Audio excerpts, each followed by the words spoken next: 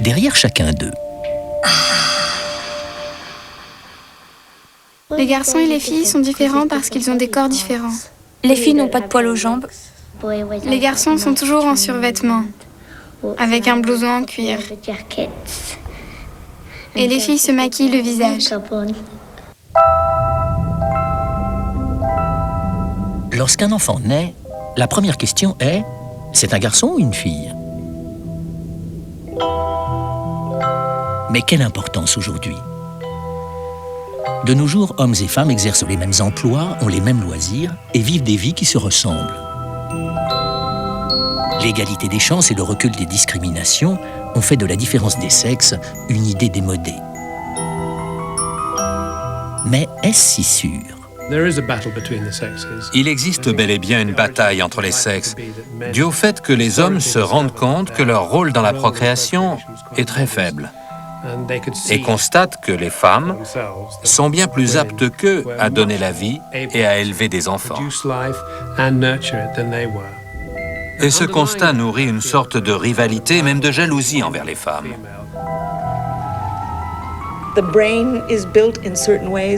Le cerveau est bâti d'une certaine façon et la culture le modifie. Mais on ne peut pas changer un garçon en fille ou une fille en garçon. Certaines différences physiques sont invisibles. Les garçons naissent avec de plus grands cerveaux, mais le cerveau des filles est mieux fourni en neurones.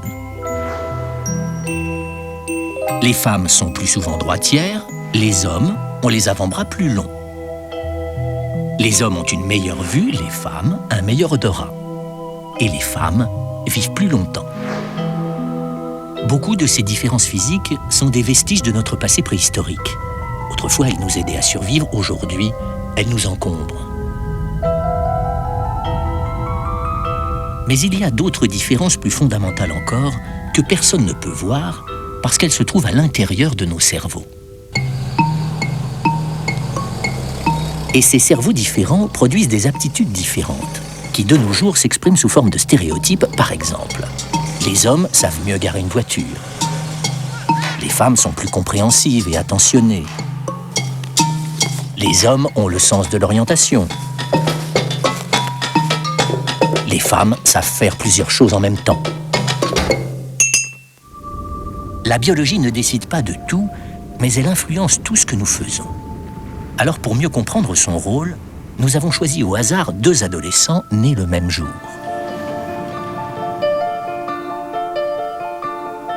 Alex Riley est né à Los Angeles. Et Aaron Providence vit à Londres.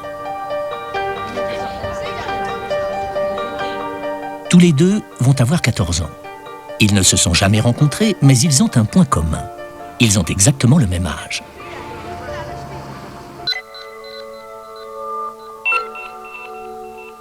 Mais ces jumeaux dans le temps sont de sexe opposé. Et du coup, il n'y a pas que l'océan Atlantique qui les sépare. Loin de là. Et les différences entre eux datent d'avant leur enfance et même d'avant leur naissance. En fait, elles ont commencé au moment même de leur conception.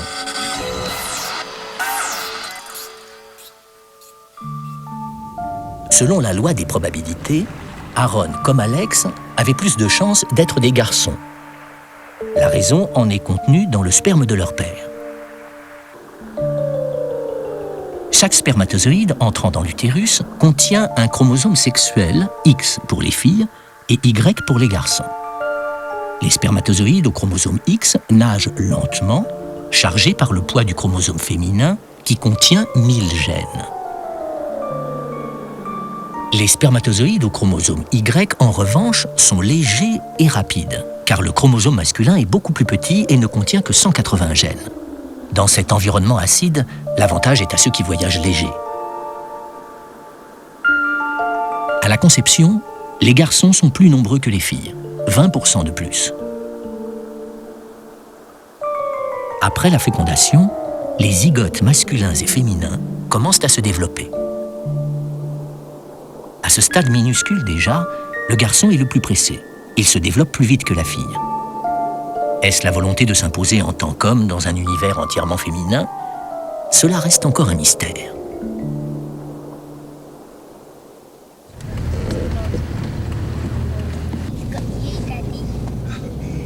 Pour les parents d'Aaron, Harvey et Tracy, et pour ceux d'Alex, Beverly et John, c'est le début d'une grande aventure.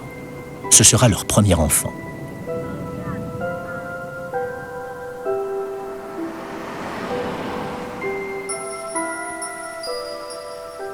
Je me sentais bizarre, pas dans mon assiette. Je suis allée faire un test de grossesse et j'ai découvert que j'étais enceinte. Je suis rentrée à la maison, j'ai frappé à la porte. Harvey était là, il m'a ouvert et il m'a vue en larmes et il a dit « Mais qu'est-ce qu'il y a ?» Et j'ai dit « Je suis enceinte !» Et il a répondu « Mais pourquoi tu pleures ?» Typiquement masculin, quoi. « Pourquoi tu pleures? Tu devrais être heureuse. » Et moi « Mais je suis heureuse !»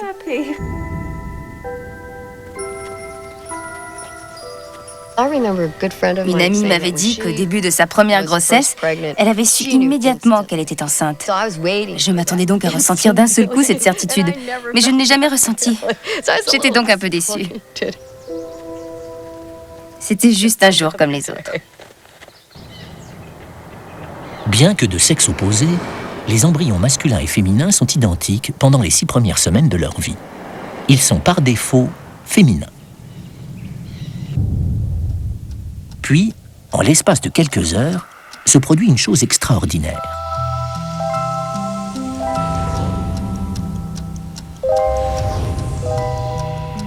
Parmi la masse d'ADN fournie par le chromosome Y, il y a un gène nommé SRY. Celui-ci libère une protéine qui se lie à l'ADN et l'oblige à se transformer. Bientôt, cette protéine remplit chaque cellule du corps. C'est alors que se forment les testicules. Les testicules produisent la testostérone, qui en quelques heures envahit le fœtus et impose un certain développement au cerveau. Le gène SRY contient l'essence de la masculinité. C'est le moment déterminant de la formation des deux sexes.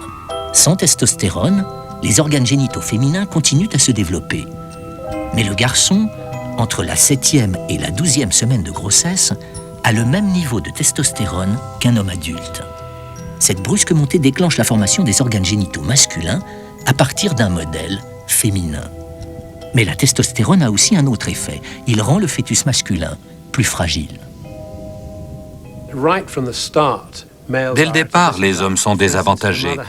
Par exemple, si la mère subit un choc terrible, comme un grave accident de voiture, elle a plus de chances de perdre son bébé si c'est un garçon que si c'est une fille.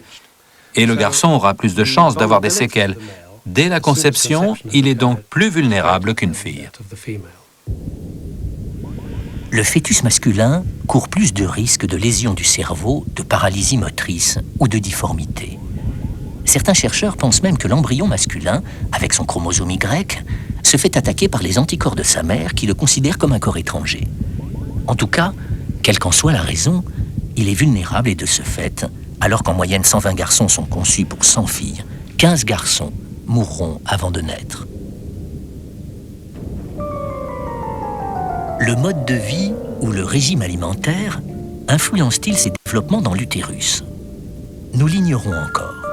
Mais une chose est sûre, c'est la dernière fois que le bébé sera conditionné par la seule biologie. Dès la naissance de l'enfant, ce n'est plus seulement une bataille entre les sexes, mais aussi une bataille entre nature et culture.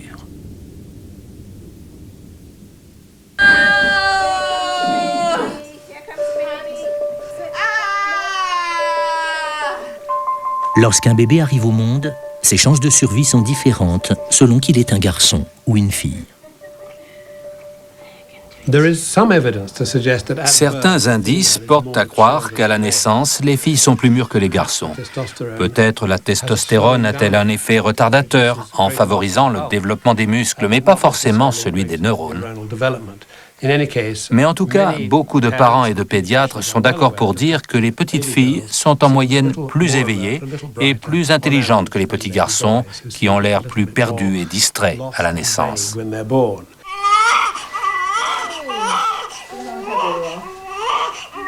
Le niveau de testostérone est le même chez un garçon nouveau-né que chez un homme adulte, ce qui le rend plus lourd qu'une fille, mais ses poumons et ses os sont moins développés. À ce stade de la vie, les petites filles ont sur les garçons une avance de 4 semaines.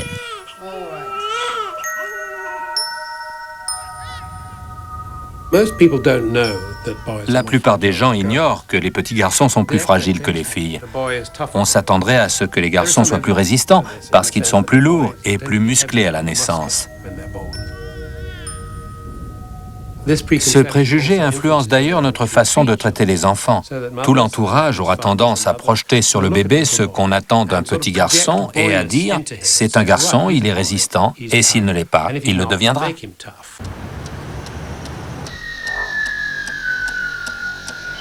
Comme la plupart des petites filles, Alex Riley a rapidement reconnu son entourage. Elle pesait 2,7 kg et mesurait près de 46 cm. 47.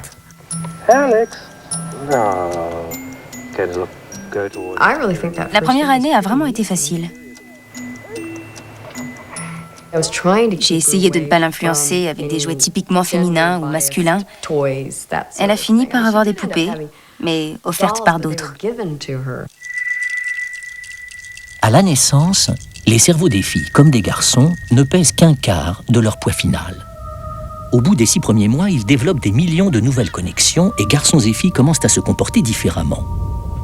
Dans ce comportement, quelle est la part de l'appris et quelle est la part de l'intuitif ? Il faut oublier la distinction nature-culture. Il n'y a rien de tel dans le monde biologique. Le professeur Michael Lewis étudie depuis 30 ans des enfants en train de jouer. Et grâce à un miroir sans teint, il a pu constater de nettes différences dans le comportement d'enfants âgés d'1 an.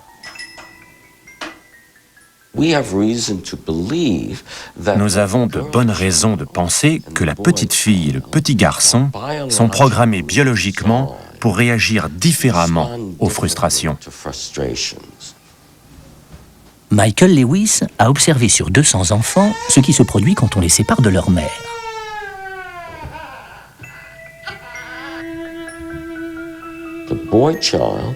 Le petit garçon va essayer, de façon plus solitaire, de faire tomber la barrière en la poussant.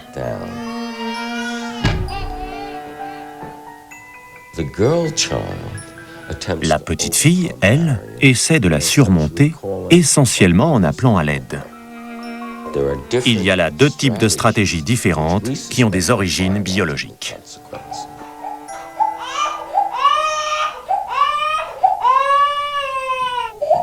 L'estrogène et la testostérone reçus dans le ventre de la mère sont-ils la cause de ce comportement ? Lewis pense que oui. Il a également observé une importante différence émotionnelle chez les enfants de 3 ans. Oui, tu peux la voir. Le bras de la poupée est tombé.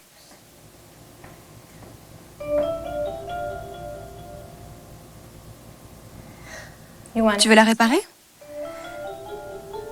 Tu veux que je t'aide ? J'ai une poupée. Tu veux bien la tenir pour moi ? Le bras de la poupée est tombé.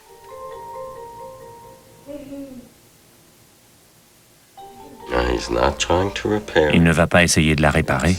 Ce n'est pas sa faute. Alors que la fille, elle, a essayé de la réparer. Elle s'en est sentie responsable. Le bras de la poupée est tombé. Les garçons, non. Tu veux remettre le bras de la poupée ? Si cela se voit déjà chez les enfants de 3 ans, cela veut dire que le préjugé selon lequel les femmes sont plus sensibles a bien une origine biologique.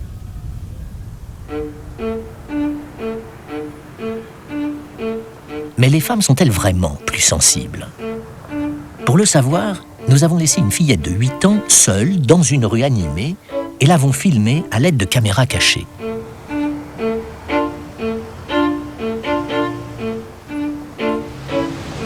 Ça va, ma chérie? Oui, L'immense majorité des femmes a un comportement plus compatissant que les hommes. Et nous pensons que ce comportement compatissant est lié au fait que les filles et les femmes sont plus aptes que les garçons et les hommes à s'observer elles-mêmes pour comprendre les émotions des autres.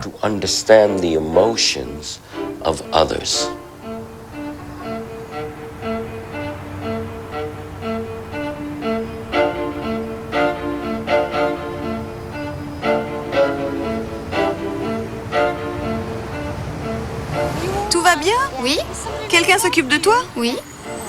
Bon, ça va alors.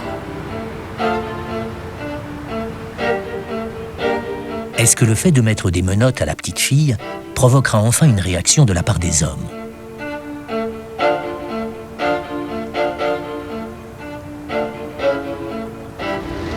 Qui a fait ça? Qui t'a fait ça? C'est pas des vrais. Ah bon, d'accord. L'attitude compatissante des femmes a bien une raison chimique. Les femmes produisent plus d'ocytocine, une substance chimique du cerveau stimulée par la grossesse. L'ocytocine encourage les femmes à prendre soin de leur enfant et leur donne aussi une plus grande capacité à comprendre les autres.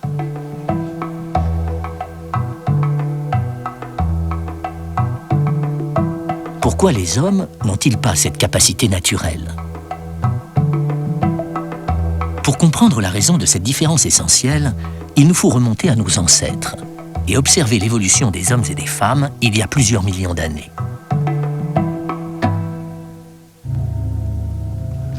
L'anthropologue Helen Fisher a passé 20 ans à étudier l'origine des différences entre les sexes. Et c'est la tribu des Hadza, en Tanzanie, qui lui a fourni quelques réponses.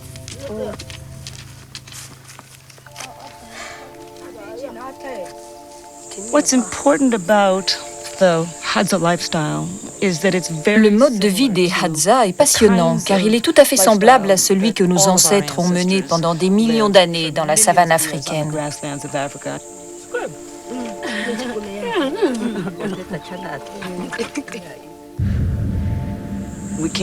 Nous sommes descendus des arbres il y a environ 4 millions d'années.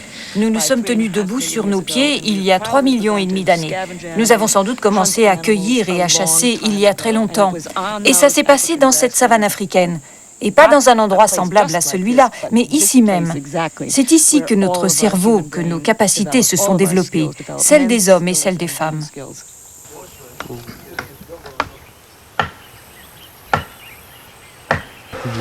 Les Hadza sont des chasseurs-cueilleurs.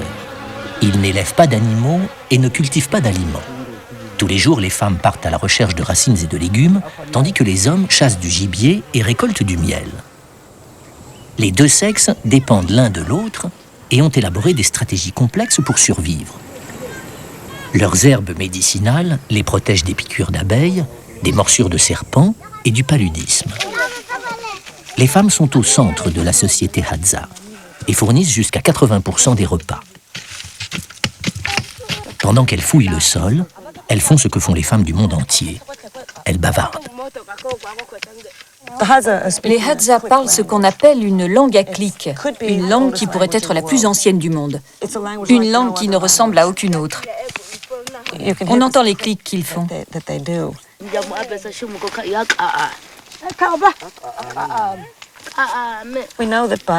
Nous savons qu'il y a environ 2 millions d'années, certaines parties du cerveau ont évolué. C'est la naissance du langage.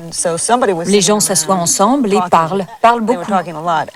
Je crois que les femmes se sont servies du langage comme d'un outil. Elles en avaient besoin pour élever leurs enfants. Elles regardaient leurs bébés en face et les dirigeaient, les grondaient, les élevaient avec des mots. Les mots étaient d'abord des outils de femmes. Il n'y a pas besoin de beaucoup de mots pour tuer un buffle, mais il en faut beaucoup pour décrire cette action à des enfants, pour raconter des histoires, pour donner les nouvelles, pour bavarder et pour parler des garçons. Pour savoir quelle est la part de vérité dans les stéréotypes opposant garçons et filles, nous avons mené une série de tests. Un concours de cerveau entre 50 enfants âgés de 6 à 12 ans. Dans le premier test, nous avons demandé à des enfants de 12 ans d'écrire tous les mots commençant par B qui leur venaient à l'esprit.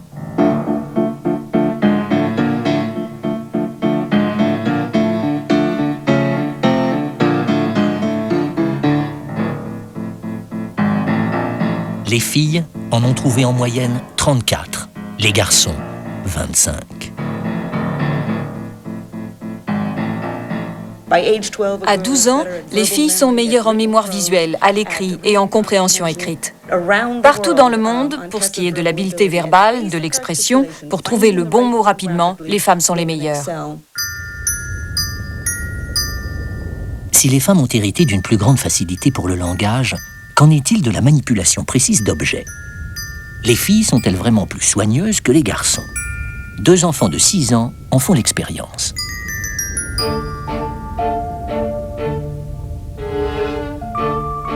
L'une des raisons pour lesquelles les garçons trouvent cet exercice plus difficile que les filles est qu'ils ont moins de patience qu'elles. Cela aussi a une origine biologique.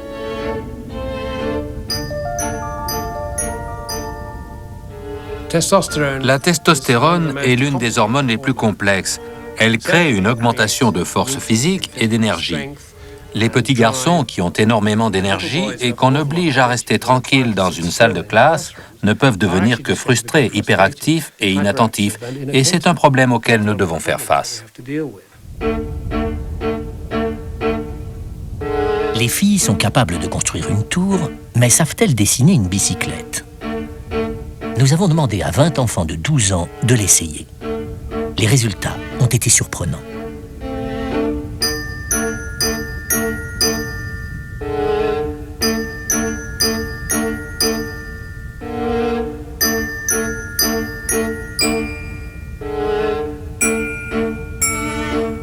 Même les filles qui faisaient de la bicyclette étaient incapables d'en dessiner une.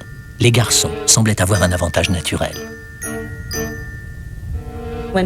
Lorsque la testostérone afflue dans le cerveau masculin à la puberté, les garçons deviennent nettement meilleurs en dessin géométrique et mécanique, et dans toutes les disciplines techniques.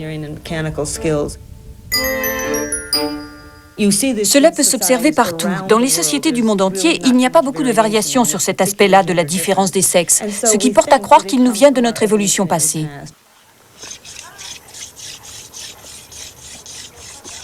Dans la société Hadza, la technologie est réservée aux hommes. Ce sont eux qui se chargent de 2 tâches essentielles: faire le feu et faire le poison. Ce sont les hommes qui font le poison. Les femmes n'ont pas le droit de le toucher, ou même de venir ici quand nous le préparons. Elles n'ont pas le droit non plus de le conserver parce qu'elles pourraient s'empoisonner entre elles.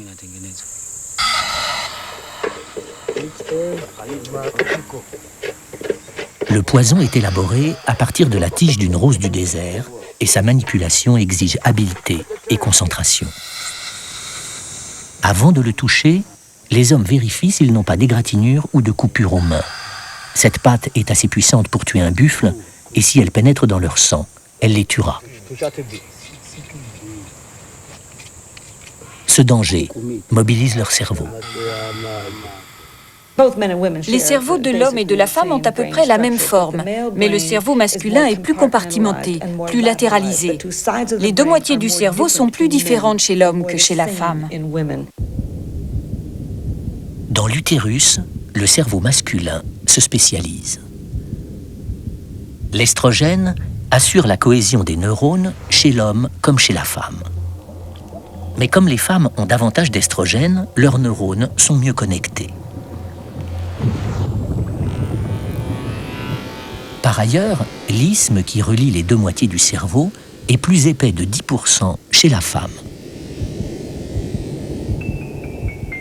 Le cerveau de la femme est donc tout simplement mieux connecté, ce qui explique pourquoi les femmes assimilent plus facilement plusieurs informations en même temps.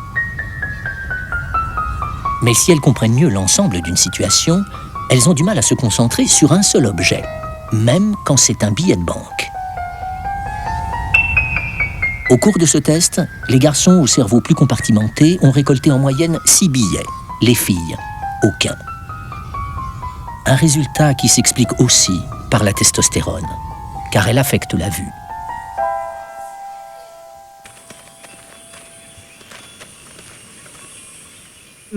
Les hommes voient mieux en plein jour, les femmes voient mieux la nuit.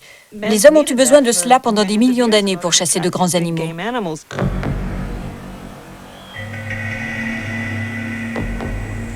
Après être descendus des arbres, il a fallu que nos ancêtres soient en mesure d'attaquer un lion en train de dévorer une proie, de lui arracher des morceaux de viande et de les ramener au campement.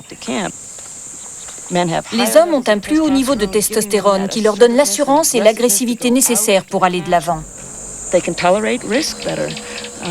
Ils supportent mieux le risque que les femmes, parce que leur cerveau contient plus de substances chimiques qui leur permettent d'affronter le risque.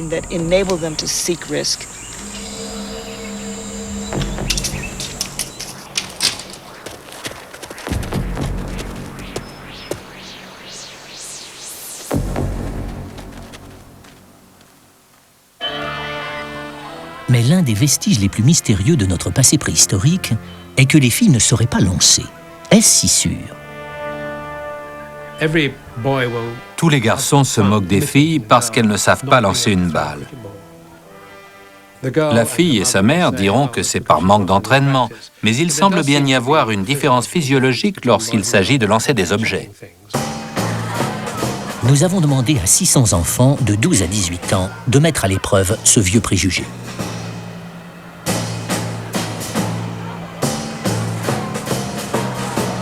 Les garçons lancent des sacs de haricots rouges, les filles des jaunes.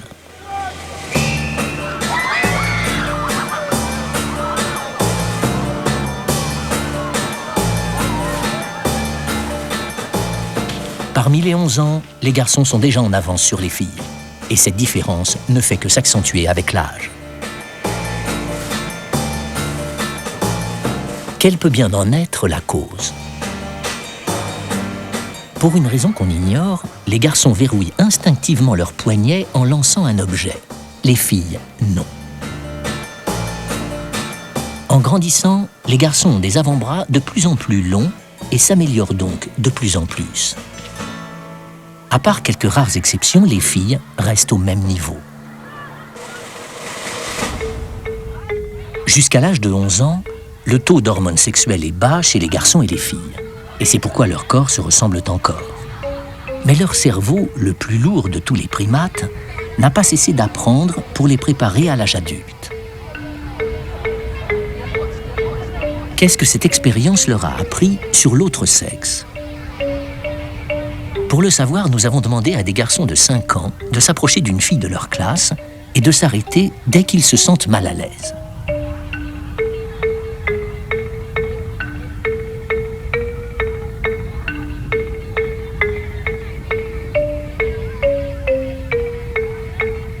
Puis, nous avons demandé la même chose à des garçons de 9 ans.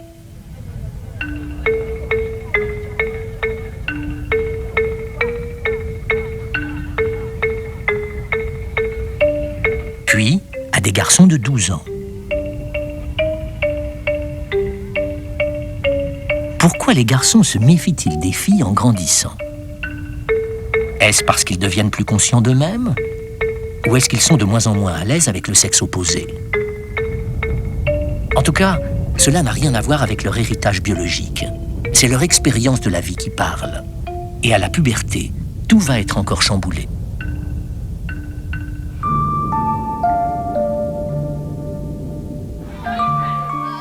À l'adolescence, les rêves de l'enfance commencent à se réaliser. C'est aussi la première fois depuis leur naissance que les enfants subissent une montée d'hormones sexuelles. À présent, l'appareil reproducteur des garçons et des filles ne pourrait être plus différent.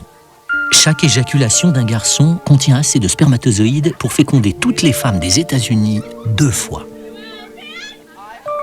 Chez la fille, c'est le contraire.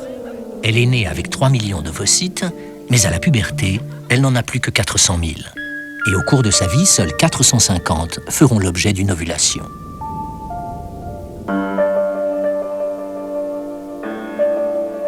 Les hormones sexuelles ne changent pas seulement le corps, mais aussi le comportement.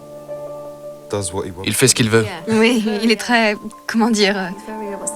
C'est impossible de lui faire faire quelque chose qu'il n'a pas envie de faire.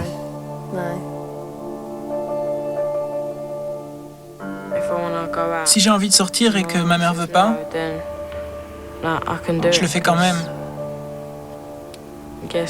Parce qu'elle peut pas m'en empêcher. Elle s'intéresse beaucoup plus à son apparence. Ses cheveux doivent être parfaits. J'ai 2 côtés très différents. D'une part, j'adore faire du shopping, aller à la plage, des choses comme ça. Mais d'autre part, j'aime par exemple marcher dans la boue. Ou shooter très fort dans un ballon pour me défouler. Si elle nous rejetait, je serais très déçue. Ça ne s'est pas encore produit et j'espère que cela ne se produira jamais. Je ne suis pas prête à la voir devenir adulte trop tôt.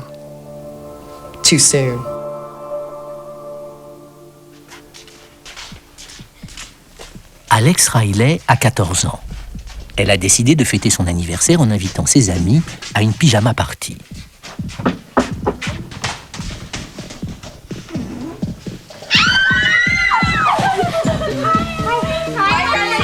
C'est le poids qui déclenche la puberté chez une fille. Dès qu'elle atteint la barre magique des 50 kilos, son corps produit assez d'estrogène et elle a ses premières règles.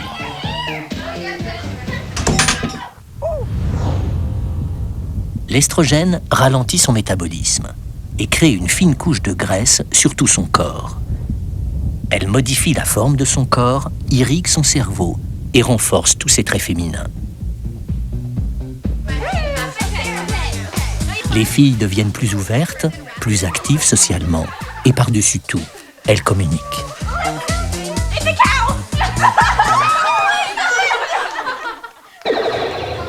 Lors de la puberté, la testostérone a l'effet inverse sur les garçons. Elle atteint un niveau aussi élevé que dans le ventre de leur mère, elle élargit leurs épaules, augmente leur force et éveille en eux le désir de risque et d'émotions fortes. C'est peut-être pour cela que pour son anniversaire, Aaron a choisi d'inviter ses copains à une partie de Quasar, un jeu vidéo grandeur nature. L'autre effet remarquable de la testostérone est qu'elle fait baisser la voix.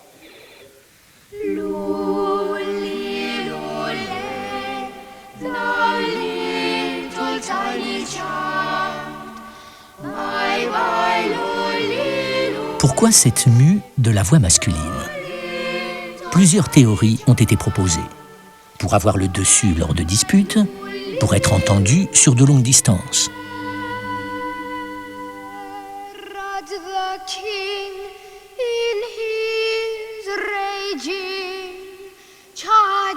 Sur le plan physiologique, les cordes vocales s'allongent et s'épaississent, ce qui crée un son plus grave.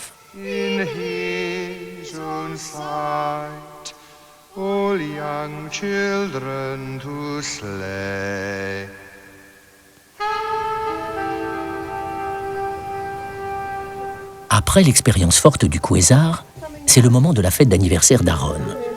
Un moment qu'il redoute, car sa mère a tenu à lui faire un gâteau.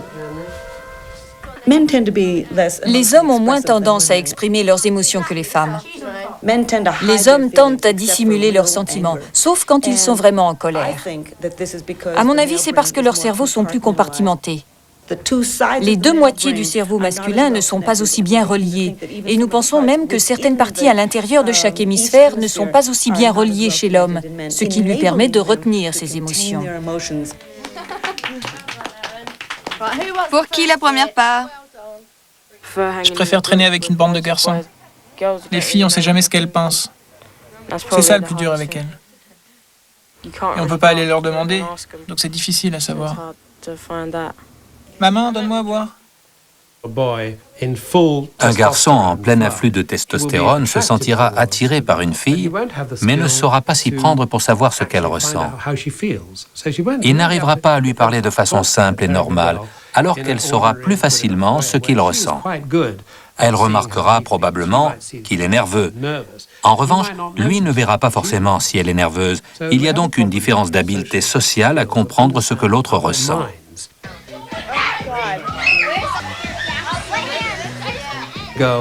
Les filles peuvent s'épanouir dans la vie sociale. Leurs amitiés sont très intenses. Chacun sait que les amitiés de filles sont comme des petits mariages. Elles ont des disputes terribles, puis elles se réconcilient. Les filles ont donc une plus grande expérience de relations personnelles intenses qui les prépare aux relations qu'elles auront plus tard en tant qu'adultes avec leurs partenaires sexuels.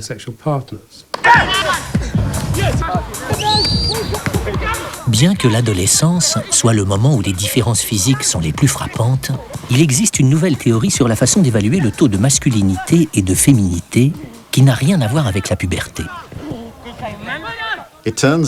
Il semblerait que les gènes qui gèrent le développement des doigts sont exactement les mêmes que ceux qui gèrent le développement des testicules et des ovaires. C'est très étrange comme observation, mais c'est vrai. C'est comme une sorte de fossile qu'on aurait dans notre main et qui nous apprend ce qui s'est passé il y a très longtemps. Les effets de la testostérone font que les hommes ont l'annulaire plus long par rapport à l'index que les femmes. John Manning, de l'Université de Liverpool, a étudié les doigts de milliers d'hommes et de femmes et il en est arrivé à des conclusions étonnantes sur la longueur des doigts des joueurs de football. La testostérone influence le développement de la partie droite du cerveau. Or, c'est la partie qui gère la faculté de bien voir dans l'espace. Une faculté très importante dans toutes les activités physiques où il faut savoir juger des distances. Dans le cas du football, par exemple, il faut savoir évaluer où est le ballon, où est votre pied, où votre pied va frapper le ballon, où le ballon va aller. Et la même chose vaut pour tous les sports d'équipe qui simulent un combat entre les hommes. Et c'est précisément ce qu'est le football, à mon avis. Pour vérifier sa théorie, Manning a photocopié les mains de 24 joueurs de l'équipe junior du Charlton Athletic. Il a ensuite mesuré leurs doigts et choisi les 6 premiers en fonction de ce critère. Voici les 6 joueurs que j'ai choisis dans ce groupe. On mesure le doigt à partir de la base, qui est très bien marquée sur ce doigt,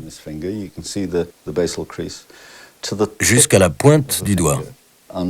Celui-ci mesure 81 mm 65. Ensuite, on mesure l'index, et celui de cette main mesure 69 mm 25. 81 ici, contre 69 là.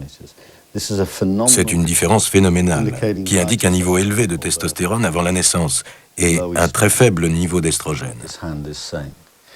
Alors, c'est un genre de rapport qu'on rencontre très fréquemment chez les bons joueurs de football.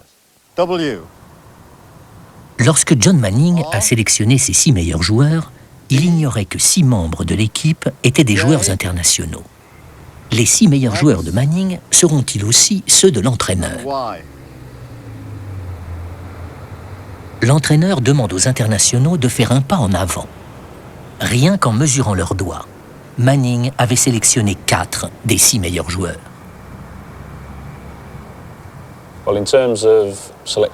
Pour ce qui est de découvrir les joueurs internationaux, vous vous en êtes très bien sortis. 4 sur 6, c'est un beau score. Nous sommes très impressionnés. Les mesures de doigts pourraient être très utiles chez les jeunes garçons, chez les 10, 11, 12 ans. On pourrait les sélectionner et les entraîner correctement pour leur faire atteindre un bon niveau. C'est sûr qu'il y a quelque chose là. J'aimerais en savoir plus pour avoir une longueur d'avance sur nos adversaires. Les implications de la théorie de Manning sont nombreuses et elles dépassent de loin l'aptitude au football. Il est bon que le système cardiovasculaire d'un garçon en pleine croissance soit exposé à la testostérone. La testostérone protège les hommes contre les risques d'infarctus. Mais les annulaires courts indiquent qu'un homme doit faire attention, qu'il ne devrait pas fumer, ne pas manger trop gras et faire beaucoup d'exercices, parce qu'il est susceptible d'avoir des problèmes cardiaques précoces. Pour la femme, il est bon d'être exposée à une forte quantité d'estrogène avant la naissance. C'est l'estrogène qui protège la femme contre les problèmes cardiaques. Pour ce qui est du cancer du sein, en revanche, l'estrogène a plutôt tendance à le favoriser, alors qu'un long annulaire indique qu'une femme est protégée contre un cancer du sein précoce. Est-ce que tu es pressée d'être une adulte? Non. J'aime être une ado. J'aime être avec mes copines. Et être jeune.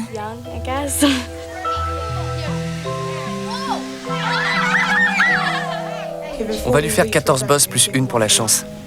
Voyez-vous ça? Ça, c'est gentil. C'est mon fils. Laissez-le tranquille. Ne lui cassez pas la figure le jour de son anniversaire. Quand j'étais plus petit, à 10 ans environ, j'avais hâte d'avoir 18 ans et tout ça. Mais maintenant, j'ai du mal à croire que j'ai déjà 14 ans. Tant que vous n'abîmez rien dans ma maison, Dans 4 ans, je pourrais avoir ma propre maison, être dans l'armée de l'air, apprendre à piloter un avion. C'est une bonne chose, mais j'aimerais pas que ça arrive trop vite.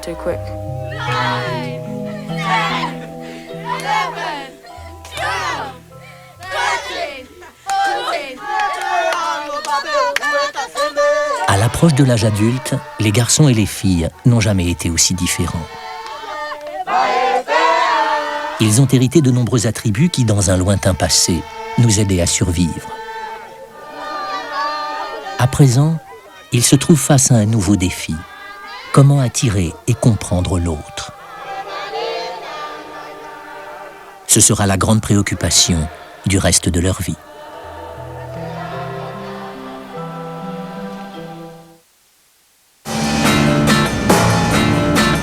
Demain, la bataille des sexes se poursuivra.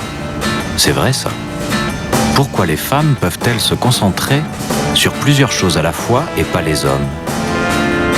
Pourquoi ces derniers